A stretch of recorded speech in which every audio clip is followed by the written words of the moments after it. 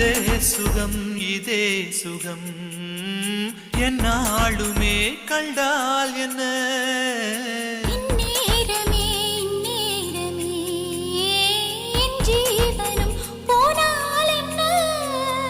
முத்தத்திலே